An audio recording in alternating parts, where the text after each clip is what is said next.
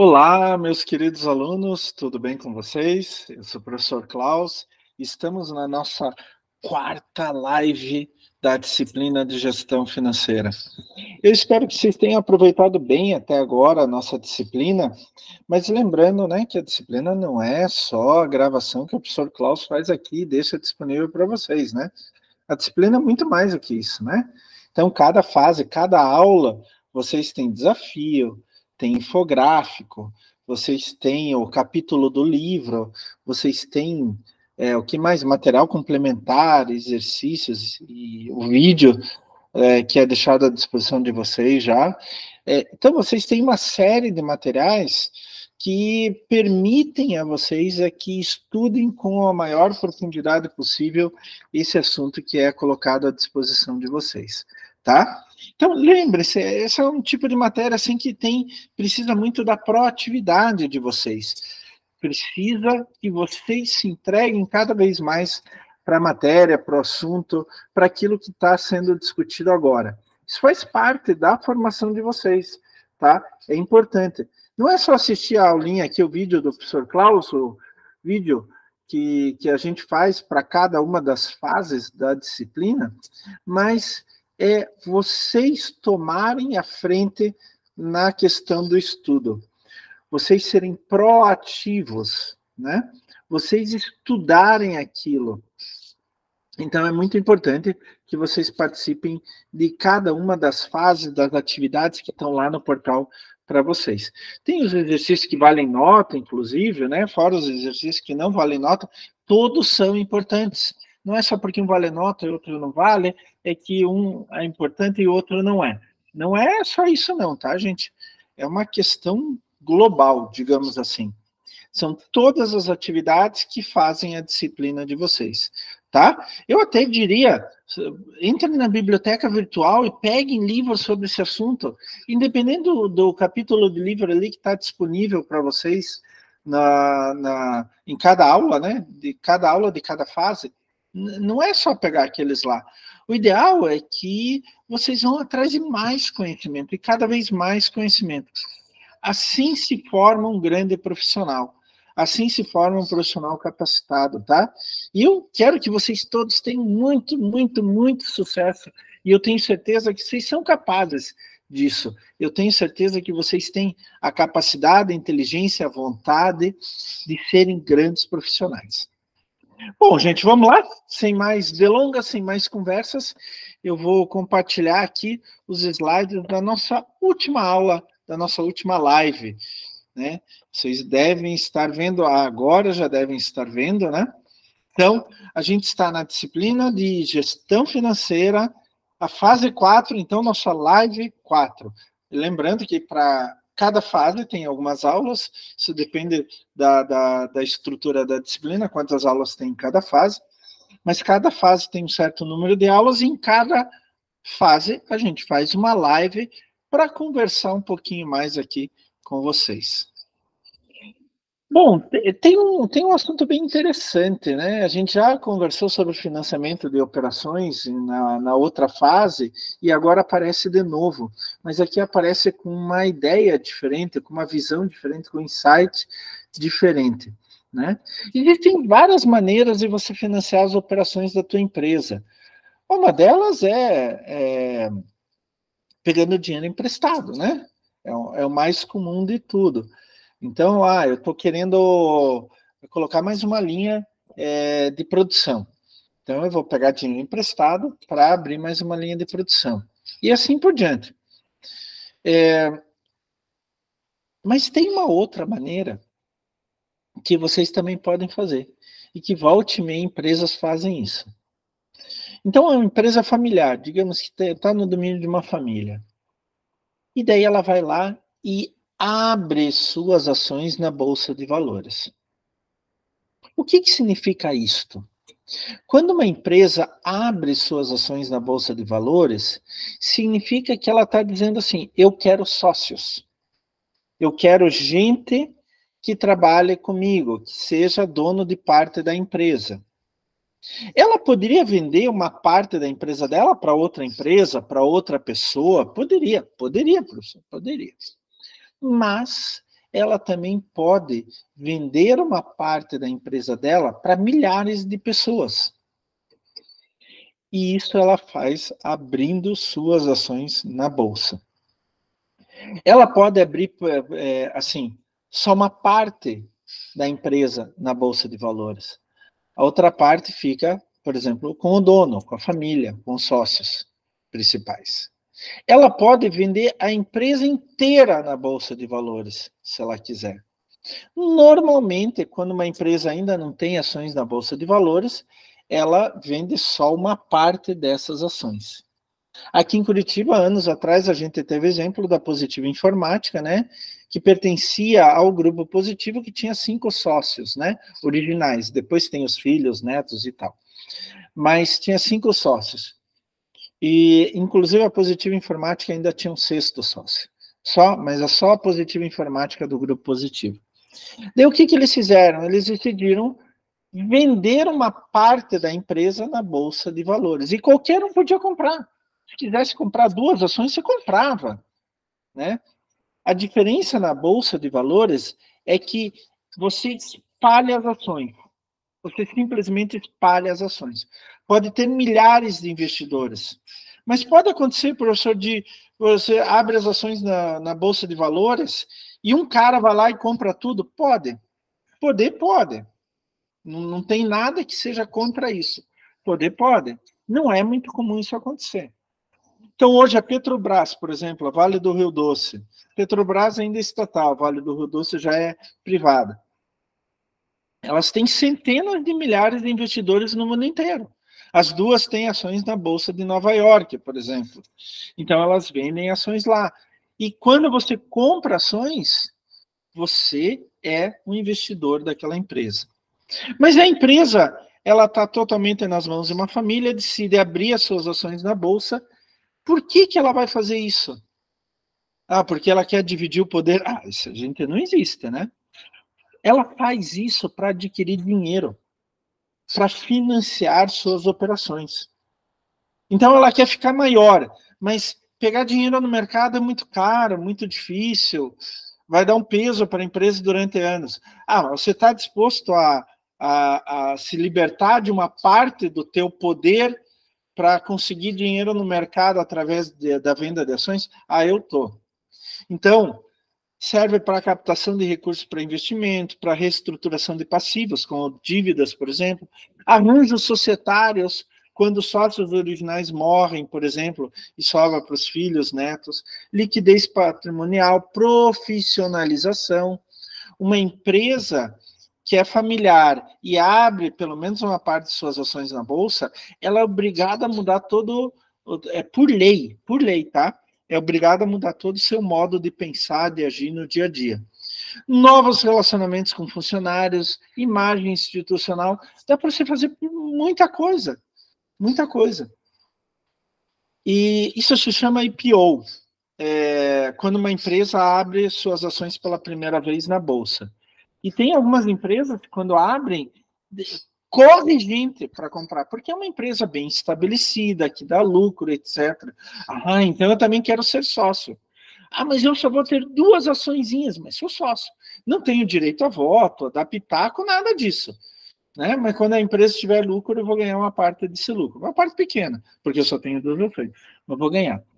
Então, pessoal, essa é uma maneira muito interessante, muito boa de se fazer financiamento nas operações. A empresa, com a administração familiar, ela chegou a um ponto máximo, mais do que isso não dá. Se ela for captar dinheiro no mercado, ela vai ter que pagar muito caro, etc. Então, o que ela pode fazer para crescer mais? O mercado está se abrindo para ela. Os clientes querem os produtos dela. O que ela pode fazer para crescer mais? Abrir ações na Bolsa. Só que a partir do momento que ela abre ações na Bolsa, tem que mudar toda a infraestrutura de administração, ou toda a estrutura de administração da empresa. Não é tão simples assim. Normalmente leva muito tempo para fazer isso. E as empresas familiares que abrem ações na Bolsa, elas precisam de uma consultoria muito séria, do ponto de vista administrativo, financeiro, né? Do ponto de vista estrutural, e até do ponto de vista societário, porque elas vão ter que agir, os sócios vão ter que agir de uma maneira diferente, porque eles vão ter muito mais sócios. Então, essa é uma maneira muito interessante, muito boa de se captar financiamento para as operações. E pessoal, é o seguinte, mas a minha empresa está ruim, eu preciso captar dinheiro, então vou abrir ações na bolsa. Vai dar certo? Não. Isso só dá certo com empresas que estão indo bem. Por quê? Cara, eu tenho meu dinheirinho na poupança. Quero investir numa empresa, comprando ações. Eu vou investir numa empresa que está fadada ao fracasso? Que está com prejuízo? Que está vendendo pouco? Que está perdendo o mercado? Não. Eu vou investir numa empresa que está dando certo. Porque assim eu vou ter retorno do meu investimento quando eu for lá na Bolsa de São Paulo comprar ações daquela empresa. Então, isso não dá certo quando a empresa está mal. Quando a empresa está mal, ela precisa se reestruturar, ela precisa pagar suas dívidas, ou mesmo tendo dívidas, não tem problema, desde que sejam dívidas pagáveis, conforme a receita da empresa. Né? Ela precisa dar lucro, precisa mostrar para a sociedade que vale a pena investir nela. Daí você vende, eu já vi IPOs, né, abertura de ações na bolsa, de empresas que antes eram fechadas, eu já vi IPOs de 10 bilhões de dólares. Algo assim absurdo, absurdo. Empresa colocou as ações, ela era tão boa, principalmente empresa de tecnologia, tão boa, tão forte, dando tanto lucro, que todo mundo queria ser sócio. E daí ela captou 10 bilhões de dólares. O que ela vai fazer com esses 10 bilhões? Reinvestir dentro da empresa. Para aumentar, melhorar, mudar alguma coisa, até pagar suas dívidas ou coisa assim. Tá?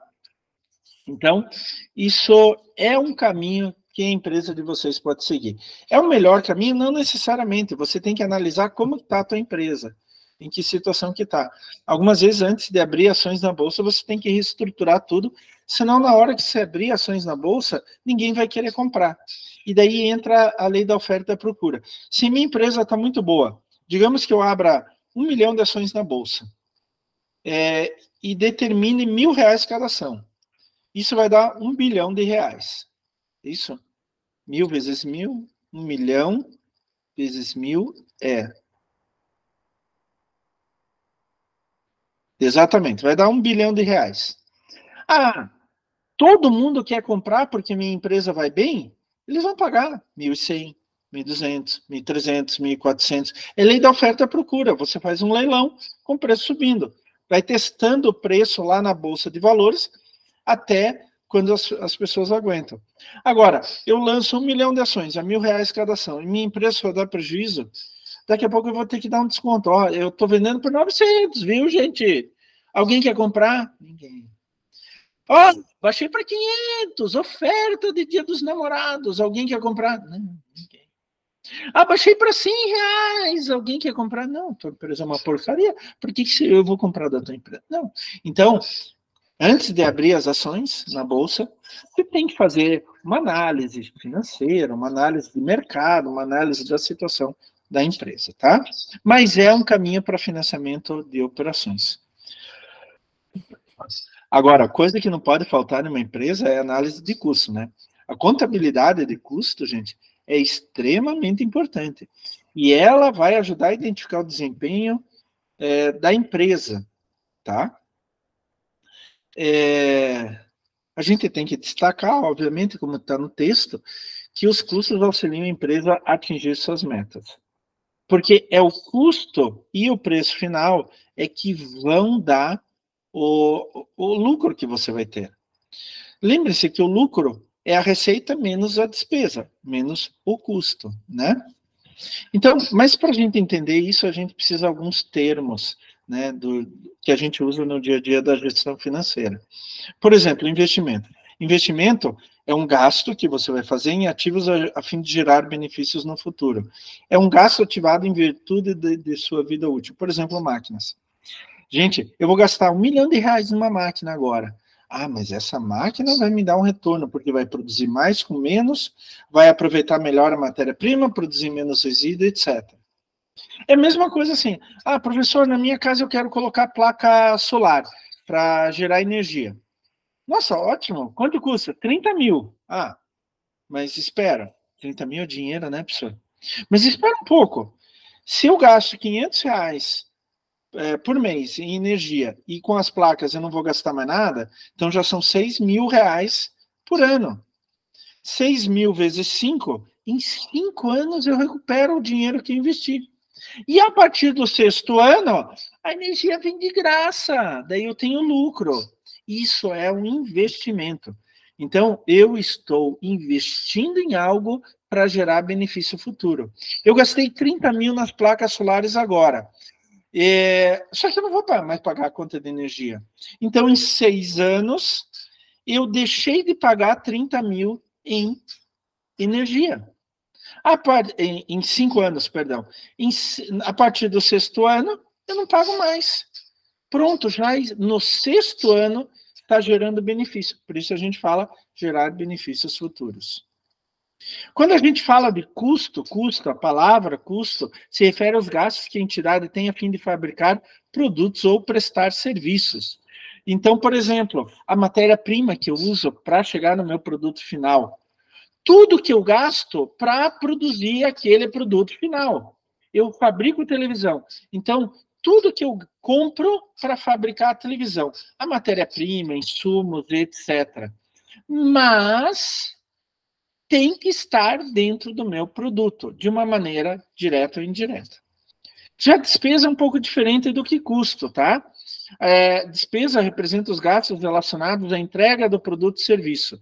Não estão ligados diretamente à produção. Por exemplo, eu tenho vendedores e na hora de vender, eu tenho que pagar uma comissão para eles. A comissão, esse dinheiro que eu estou gastando com eles, não faz parte do processo de produção. Não é matéria-prima, mas é algo que eu tenho que fazer para poder vender. Então, isso eu vou considerar como despesa. Perdas se referem aos eventos extraordinários que ocorrem fora da normalidade das funções da empresa. Por exemplo, um acidente com a carga transportada. Eu tenho que mandar uma carga de Curitiba a Paranaguá para entrar no navio. Daí eu cheguei e mandei lá e o cara perdeu o freio, caiu, quebrou tudo, perdeu tudo. É uma perda, simples. Ou ele chegou são e salvo lá em Paranaguá, que bom, e colocou no navio, e o navio afundou. Foi atingido por um míssil, ou foi afundado por piratas do mar, ou foi, sei lá o que, atingiu um iceberg, alguma coisa, perdeu a carga. É claro que perdas dá para a gente se prever contra as perdas, tá?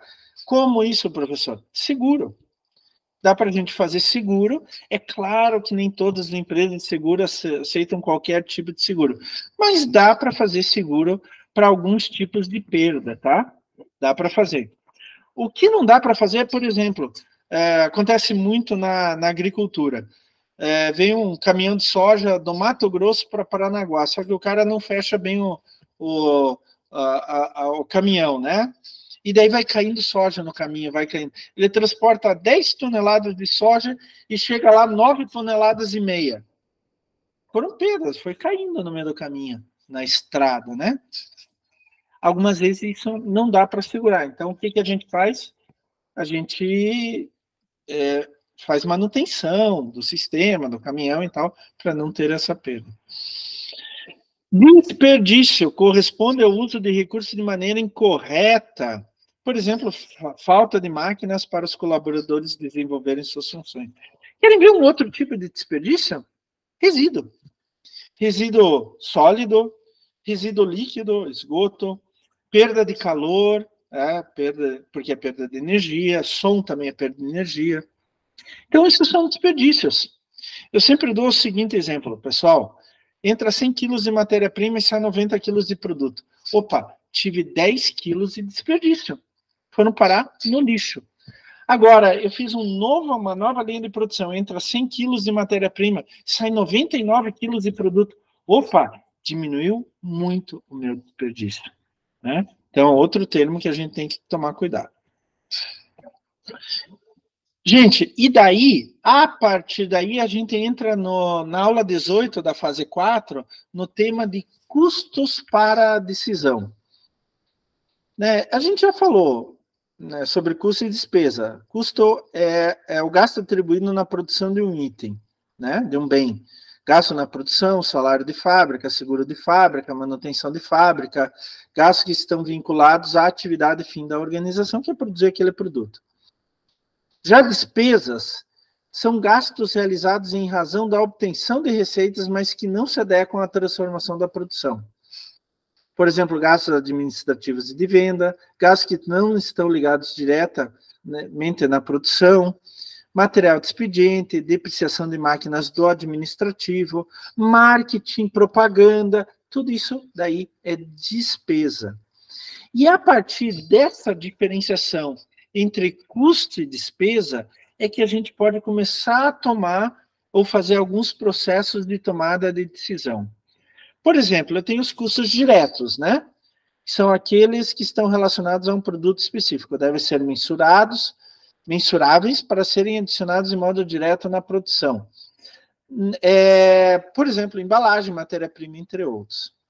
E eu tenho as despesas diretas, né? Que podem ser quantificadas na receita de vendas e prestação de serviços, como tributos incidentes sobre o faturamento, despesa com frete seguro, comissão de vendedores, etc.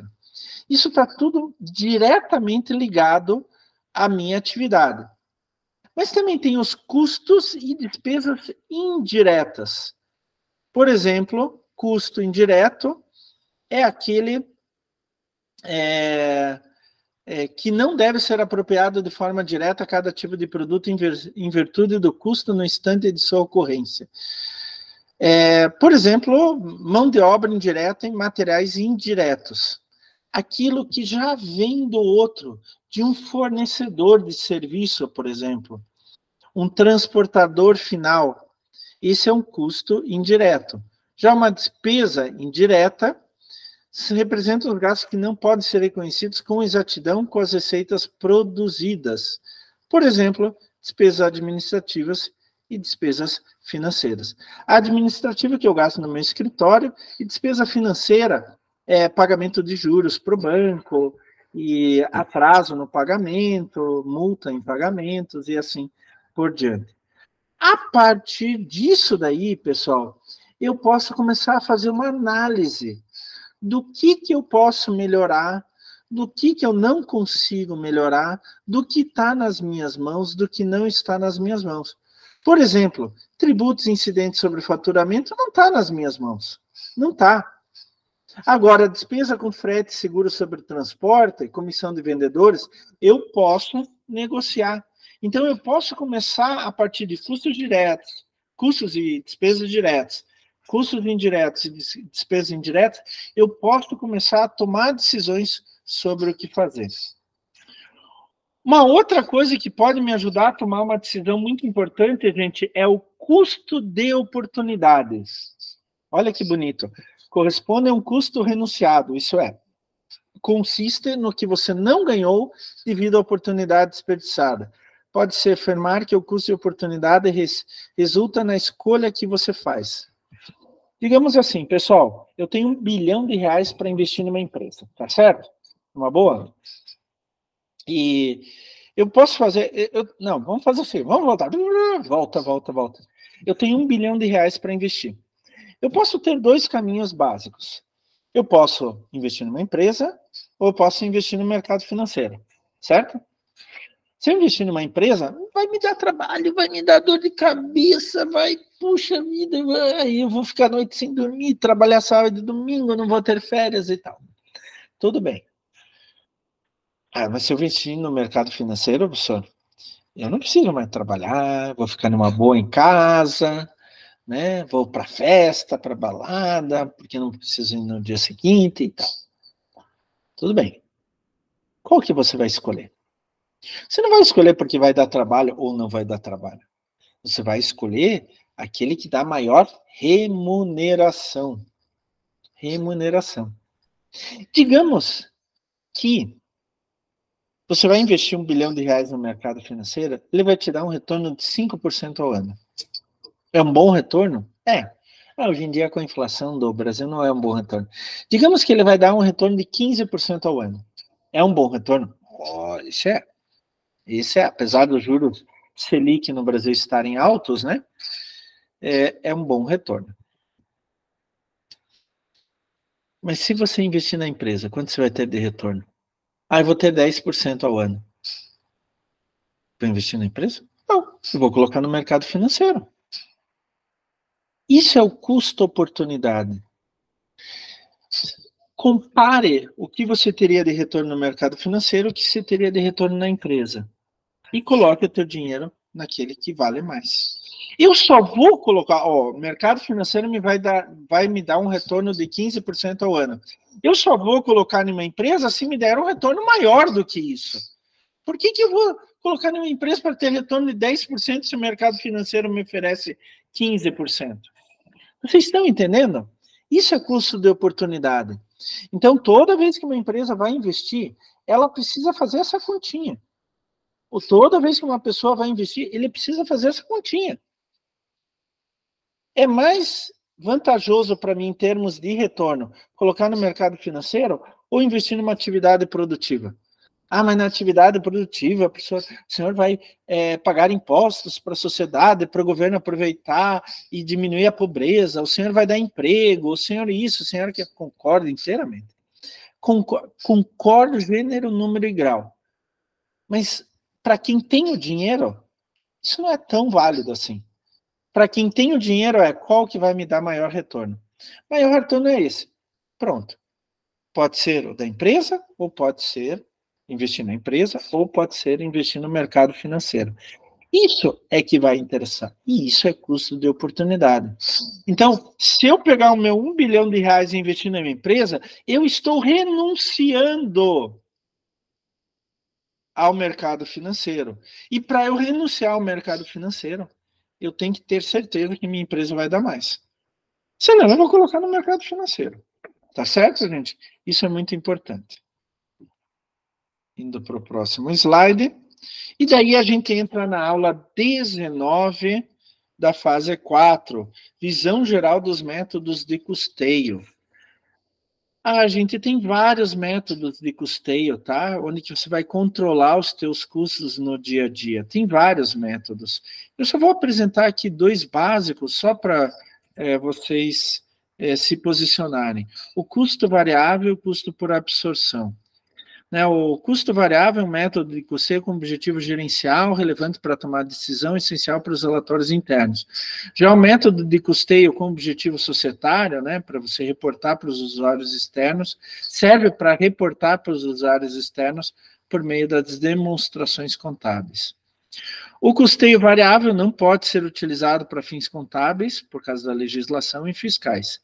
Já o custeio por absorção é alinhado com normas contábeis e deve ser utilizado para fins de apuração do imposto de renda e a contribuição social sobre o lucro. O custeio variável atribui ao custo dos produtos tanto custo quanto despesas, que variam de acordo com o volume de produção, mas não atribui custos fixos. Já o custeio por absorção atribui ao custo dos produtos os custos variáveis e os custos fixos, mas não atribui qualquer despesa. Custo variável, por meio de sua utilização, é possível analisar o reflexo nos lucros em função das variações de volume e produção. Inclusive, a gente já vai ver isso daqui a pouco. E custo por absorção permite uma melhor análise do impacto dos custos fixos nos resultados da empresa. Mas existem outros tipos de custeio, tá? De métodos onde que você vai cuidar dos teus custos dentro da empresa. Daí vale muito a pena vocês conversarem com o contador, porque ele vai trazer uma visão mais clara e mais detalhada disso. E, finalmente, pessoal, aula 20 da fase 4, análise do lucro-alvo e do ponto de equilíbrio, tá? Gente, vocês estão com uma empresa para quê? Para ter lucro, obviamente. E a gente sempre tem uma tendência em colocar uma meta. Eu quero tal lucro. Vamos dizer que esse é o lucro-alvo, tá? E para isso, eu preciso vender. Qual é o volume de vendas necessário para alcançar o lucro-alvo, tá? Isso é importante. Quando o lucro-alvo é igual a zero, eu atingi o ponto de equilíbrio. Quer dizer, eu não tenho lucro, mas eu também não tenho prejuízo. Já vou falar um pouquinho mais sobre isso. Análise do lucro-alvo, esse tipo de análise, tem como seu principal uso a análise custo, volume e lucro. Qual é o custo que eu posso ter para produzir um certo volume para ter esse certo lucro, tá? Então, isso são duas funções muito importantes dentro de uma empresa. Tanto a análise do custo, volume e lucro, quanto o ponto de equilíbrio para atingir o lucro-alvo. No que isso ajuda? Ajuda a determinar o preço final de venda aos consumidores. Eu tenho que determinar o meu preço de venda a partir de vários fatores. Um dos fatores são meus custos e despesas, tá? Tem a questão dos impostos, tem a questão de quanto é que eu quero de lucro, tem a questão do meu concorrente, etc. Mas essa análise, deixa eu voltar aqui essa análise, custo, volume e lucro e o ponto de equilíbrio nos ajudam a determinar o preço final de venda aos consumidores. Outra coisa que isso pode ajudar a decidir é a comprar ou fabricar. Fica mais barato eu comprar de alguém que fabrica de forma muito barata ou eu mesmo fabricar. Isso se dá muito quando eu tenho que tomar a decisão fabricar aqui ou importar do exterior de um país que fabrica com custo menor. Isso também ajuda a combinar a produção entre diferentes produtos e serviços, porque assim, quando eu tenho um produto só, eu vou fabricar só aquele produto. Daí, se o produto não vender mais, eu vou ter prejuízo. Se o produto vender bastante, eu vou ter lucro, né? Mas e se eu tenho vários produtos? Eu tenho várias linhas de produção. Pode ser que um produto eu venda um número menor de indivíduos. Só que o lucro em cada um deles é maior. Pode ser que eu tenha um outro produto que seja mais popular, que ele vai me dar um lucro por indivíduo, por produto fabricado, por produto vendido, mais baixo. Só que eu vou vender uma grande quantidade. Então, no todo, eu ganho mais. Então, tanto a análise de custo, volume e lucro, quanto o ponto de equilíbrio, nos ajudam a dizer assim, quanto que eu vou produzir do produto A, do B, do C e do D. Ajuda também a analisar os lucros da empresa por meio de vendas realizadas e verificar questões de sazonalidade, épocas de maior ou menor saída de produtos e serviços. Então, eu tenho algum produto que, por exemplo, sai mais no Natal, no Dia das Crianças, no Dia das Mães, ou sai mais no verão do que no inverno, e assim por diante. E, finalmente, o ponto de equilíbrio, né? O ponto de equilíbrio contábil, é bem simples de se entender, e o próprio nome já fala isso. É o momento que a empresa não tem lucro nem prejuízo. Isso significa o quê? Que a organização consegue o mínimo para cobrir os seus custos e despesas fixas e variáveis. No final das contas, sai assim. Eu paguei todas as contas. Paguei empregado, paguei imposto, paguei fornecedor, paguei juros da dívida, paguei tudo. Mas também não tive lucro. O ponto de equilíbrio é quanto que eu preciso produzir e vender para não ter prejuízo. E a partir daí só tem lucro.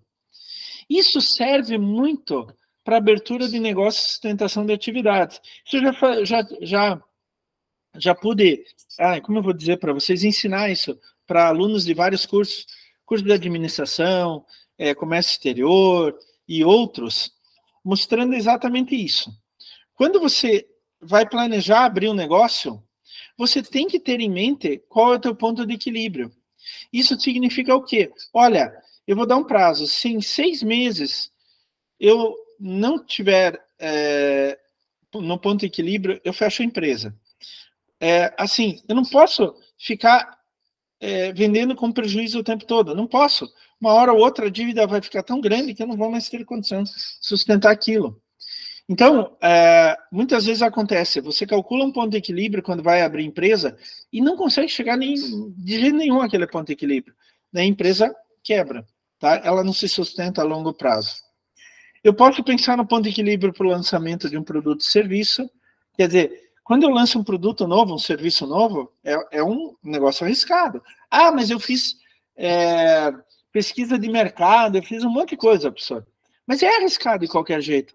Você não tem certeza absoluta como o público vai reagir ao teu novo produto, novo serviço, ou uma nova linha de produtos ou serviços, né?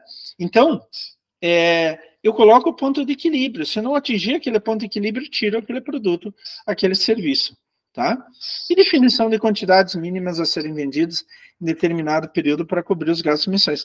Dizer para o meu pessoal lá, pessoal, a gente tem que vender no mínimo isso. Se a gente vender menos do que isso, a gente está no prejuízo, eu vou ter dificuldade para pagar vocês. E daí entra, até vou pegar minha caneta aqui. Deixa eu ver se está aqui. Ó. Deixa eu só pegar minha caneta aqui.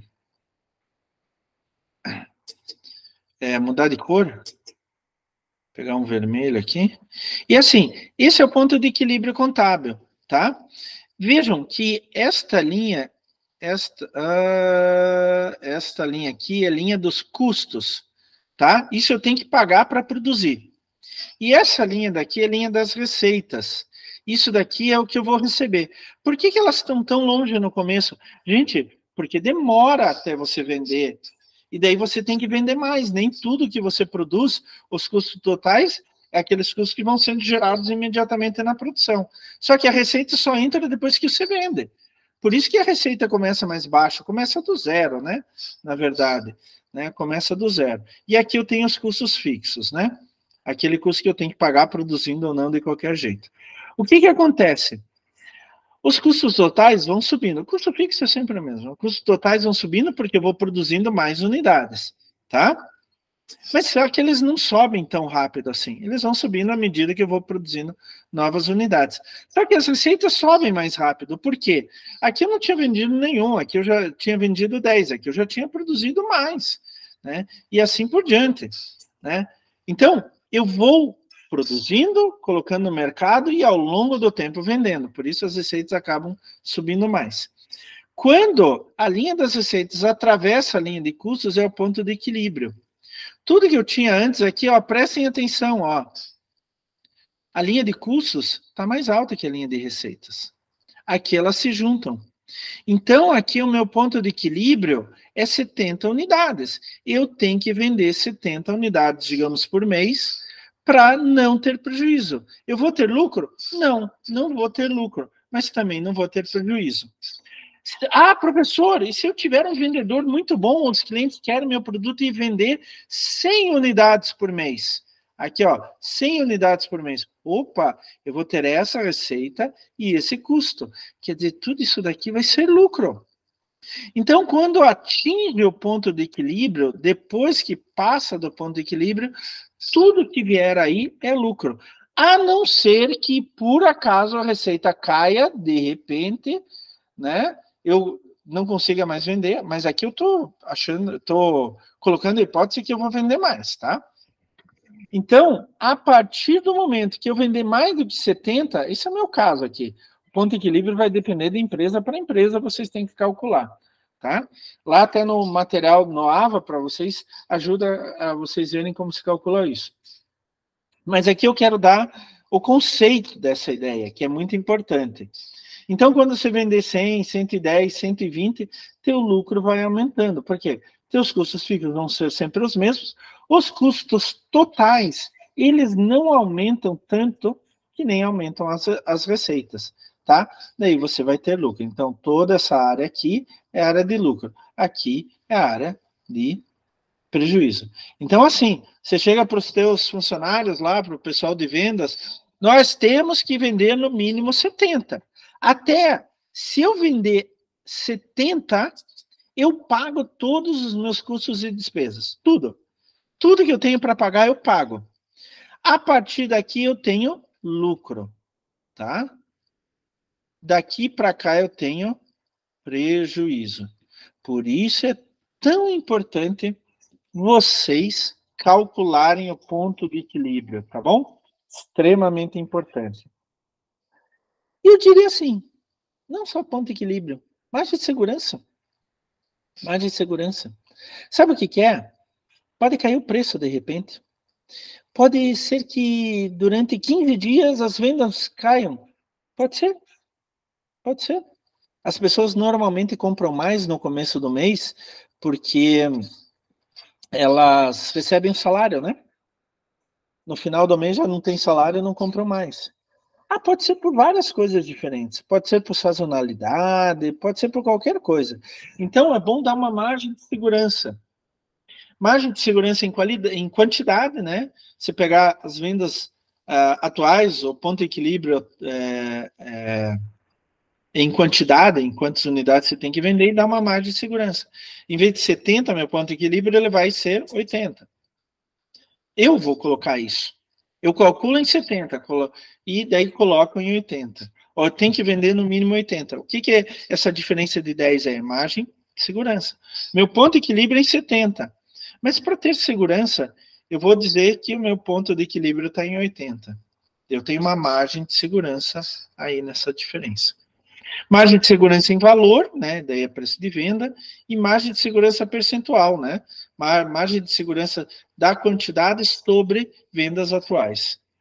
Então, gente, tem várias coisas que vocês têm que prestar atenção, várias coisas que são importantes para vocês no dia a dia da gestão financeira da empresa.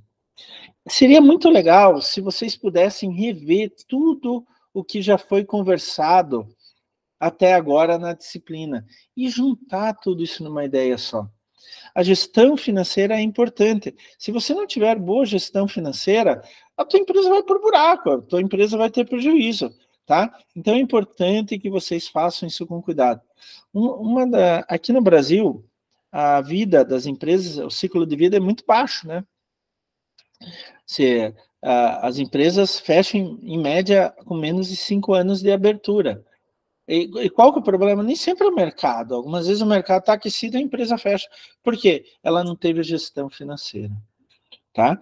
Então, pessoal, revejam todos os assuntos que a gente viu durante a disciplina inteira, para ver o que é gestão financeira, como que eu posso aplicar isso no meu dia a dia e assim por diante. Tá? Não, de novo eu falo, não se esqueçam de ver todo o material, estudar todo o material que está lá no AVA, em cada aula. Então, pegar desafio, infográfico, capítulo de livro, exercício, material complementar, vídeo, e assim por diante. E sejam proativos, vejam outros materiais. Entrem lá na biblioteca virtual da Uniandrade, peguem livros na internet, comprem livros. Olha, vocês estão vendo minha biblioteca aqui atrás, que é bem grande, né? Eu adoro livro. Façam isso, gente. Se mantenham atualizados, sabe? Estudem sempre. Não é porque vocês vão sair da faculdade uma hora, não preciso mais estudar. Não tem mais isso. Vocês têm que estudar sempre. O mundo está mudando, está se globalizando e a gente necessita de conhecimentos cada vez mais avançados, de conhecimentos cada vez mais globais, tá? Pessoal, eu espero que vocês tenham aproveitado bem a disciplina. Eu agradeço principalmente a paciência de todos vocês aí, né, comigo. Lembrem-se, estudar para a prova, hein, gente? Estudem bastante que vocês vão ter sucesso. Mas é claro que quando vocês estudarem para a prova, pessoal, vocês estão se preparando para a vida. Estão se preparando para a vida. Eu me lembro de coisas que eu tive que responder em prova há 30 anos atrás, aí me lembro até hoje. Né? Volta e meia, conhecimento tem que voltar. Eu preciso desse conhecimento. Então, pessoal, agradeço a presença de todos vocês. Não esqueçam de ver todo o material e estudem bastante para a prova. Qualquer dúvida, gente, entre em contato. Tá? Entre em contato com o tutor, com o professor. Entre em contato, não tem problema. Vocês têm o direito a ter dúvidas, mas vocês não têm o direito a ficar com essas dúvidas para sempre. Então, pesquisem, vão atrás, perguntem, consultem. Isso é muito importante. Um abraço para todo mundo, pessoal. Tchau, tchau. E muito sucesso para todos vocês.